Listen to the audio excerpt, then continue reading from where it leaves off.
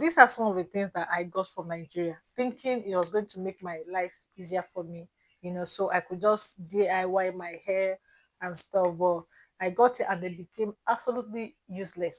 I would have used the money and the space for something better. So that is why I am telling you, so that you will not make that same mistake, the same mistake that I made. So if you're planning to come with any of these things, don't do that. Don't come with these things. Instead, save the money. When you get here, you can get some because they are different.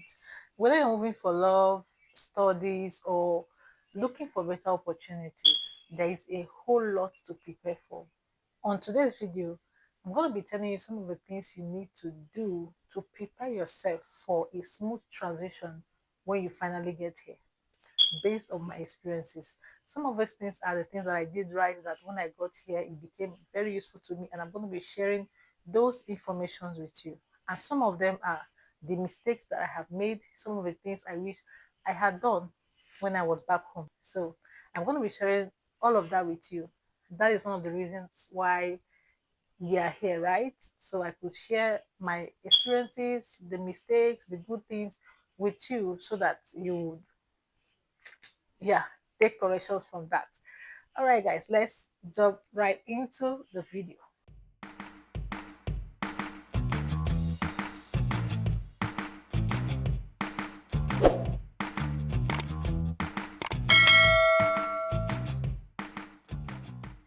Hi everyone, welcome back to the channel. If you're new here, I am Ego Ivo, and on this channel I share my experiences, tips and tricks of living in the US as an immigrant. If this sounds like what you are interested in, please give this video a thumbs up and hit the subscribe button so that YouTube will recommend this video to others. Plus, it helps my channel to grow. Yeah. If your charger if your charger does not look like this, don't bring it. Don't bother bringing your charger. Like when I was about to travel, I had a charger. Yeah, I had a good charger, but traveling stuff, I didn't want my charger to fail or something. So I even went to buy a new charger, like an extra one. Yeah, just in case anything happens to my charger, because I didn't want in a situation where I travel and I start looking for where to charge my phone and stuff. But it didn't work out well for me because this plug is not the same with the one in Nigeria. There's a huge difference between the Nigeria socket and the US socket. The plug types are different. The frequency and the voltage are different as well. Yeah, so there's a lot of difference between them. I am using Nigeria as a case study because that is where I'm coming from. So I am using Nigeria as an instance. So Nigeria uses a type D and G plugs, and the US uses type A and B plugs. So you see there's a difference. Let me show you an instance. This is the type of plugs that the US sockets use. So this is one of the types. Yeah. So I bought a whole lot of things that I was unable to use. This too, I bought this, and this was so useless for me because it's not the same plug.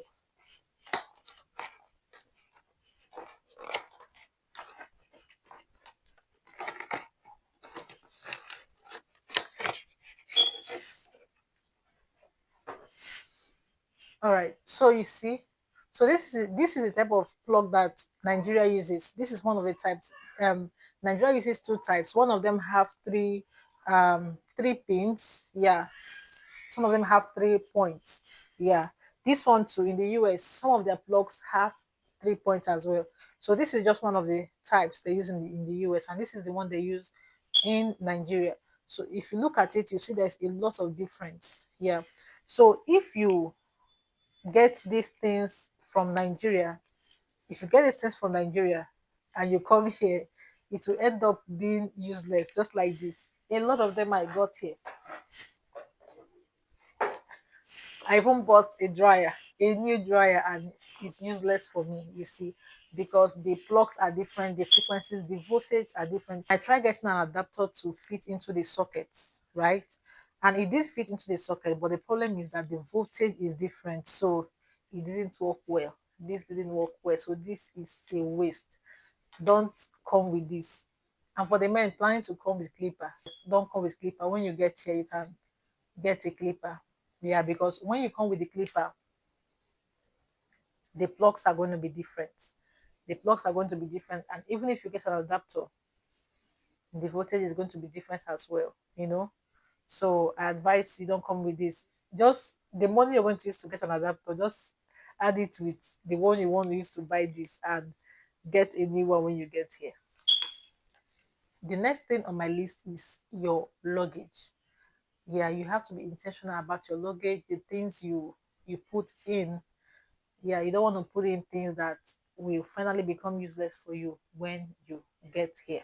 The kilograms of the luggages you are allowed to come with from Nigeria to the US is around 20 to 23 kg for economy, and 30 to 32 kg for business class. That is depending on the airline you're flying. Some airline does 20 kg and some 23 kg. That is depending on your airline. All right. Yeah. And this 20 kg, you want to make sure you utilize it very well, whether 20, 30, or 32. So I would recommend you use this type of bag. Yes, this bag is lightweight. The Ecolag bag that you're likely planning to travel with weighs from 3 kg to 5 kg. Yeah. And if you're planning to pack your luggages with two Ecolag bags, it means that if it weighs 3 kg, you have used 6 kg of from your luggage already, right? And if it weighs, for instance, let's say 5 kg, that means you've already used 10 kg out of your 20 kg, and you don't want that. That it depends on the size. Okay, let's just say it weighs 3 kg and you're using two Ecolag bags. That means you have already minus 6 kg from the luggage you're going to have, because your bag is going to add those weight automatically to your luggages. So you don't want that. You want to utilize every single storage you have. So I would recommend you use this type of bags. Yes, use this type of bags. It doesn't have any weight at all. That was what I used when I came, and I had space to pack a lot of things. So I also advise that you bring less clothes. Bring less clothes, because chances are that you might not even wear some of the clothes you brought. When I was coming, I packed a lot of clothes that I ended up not wearing. The weather here is different. Yeah, the weather is different. So you just end up bringing those clothes and not wearing them. So instead of bringing a lot of clothes, I would recommend that you bring foodstuff instead. Bring a lot of foodstuff, as much as you can bring. Bring dry vegetable, bring um dry vegetables, dry fish, crayfish, seasoning cubes if you like cooking like I do. And I think if you're coming here, you want to start life here, it will do you a lot of good to cook at home, because buying food is very expensive. It is very, very expensive. If you're somebody that likes eating out, it will also do you a lot of good to start practicing cooking at home and eating at home. Even the African restaurants, yeah, it's not cheap. It's not cheap, because you can get a plate of food from around $25 to $30. That is just for a plate and a wrap of pando yam. And it's small, like it's really small. So you just have to prepare yourself, so that this transition will be easier for you. Then the next thing to do is to learn how to drive. Guys, the importance of learning how to drive cannot be overemphasized. Having your own car in this country is going to save you a lot of time and stress. A lot. The stress of going to the bus station or going to the train station is going to save you a lot of time. Like if you're going somewhere and it's going to take you 20 minutes to get to your destination if you had a car, it's going to take you from 40 minutes to 1 hour to get to your location. So it's a lot of time and stress here. If you have to own a car, you have to know how to drive. So learn how to drive at home when you're still back home. Learn how to drive. It's going to do you a lot of good. It's going to help you a lot to learn how to drive, because driving lessons are not cheap. Driving lessons are so expensive. Okay, so I'm going to put it up there and you're going to see how much it costs to learn driving here. So guys, these are the minimum prices for driving lessons in the US. 2 hours cost $110. 6 hours cost $312. 12 hours cost $612, and then 20 hours cost $980. You see how expensive it is to learn how to drive here, right? Yeah. And after the 20 hours and you don't learn how to drive and you need more lessons, you still have to pay extra money. So when you have learned how to drive or you already know how to drive, it doesn't end there. You have to make sure you have your driver's license with you and you come with it. You also have to make sure you get an IDP, which is international driving permit. So with your international driving permit and your driver's license, when you get here, you can use your driver's license from 3 months to 6 months. That is depending on how long you're planning to stay. If you're planning to visit or you're planning to stay here for a long time, you can use your driver's license from 3 months to 6 months. And then after 6 months, you have to use your driver's license with your international driving permit. So it is very, very important that you get your international driving permit in your country before you move. Get your international driving permit with your driving license and come together with them. If you can come with these two important documents, it's going to help you a lot. It's going to save you from a lot of stress because the stress of going to do the driving, you want to go through the process of getting a driver's license as a new immigrant is going to be it's going to be tough. Yeah, it's not impossible, but it's going to take some time, you know. And the plan is to make sure you plan ahead so that things get easier for you. So the next on my list is beauty supply. Please try and get some beauty supplies. Making hair here is not cheap. You can come with your wigs, but make sure they are good wigs because if they are not good wigs, the weather here is very cold. You just end up having a very sponge hair. Even if it's not wig, you can get some of those stuffs you can use to do ponytail and stuff. Just get some things that are going to help you. Like when your hair, you can just help yourself and DIY your hair. Yeah, DIY your hair. If you don't know how to make hair, you can still come with them. So when you come with them, it's going to reduce cost for you. Like when you want to make your hair or you want to braid your hair, at least you have those beauty supplies already. You can use them. Yeah, you can use them. I've been doing my hair since I came to this town. I have been doing my hair on my own since I came to this town. Since I left Nigeria, while I was living in Nigeria, I bought a lot of beauty supplies, things I know I was gonna use. I bought gel. I bought a whole lot of things I know I was gonna use, and they're still useful to me till now because these things they last. Yeah, they last, and you're going to use them. You're going to enjoy them when you bring them. They are very, very expensive here. Beauty supplies are very expensive here. Yes, bring your makeup, your skin tone.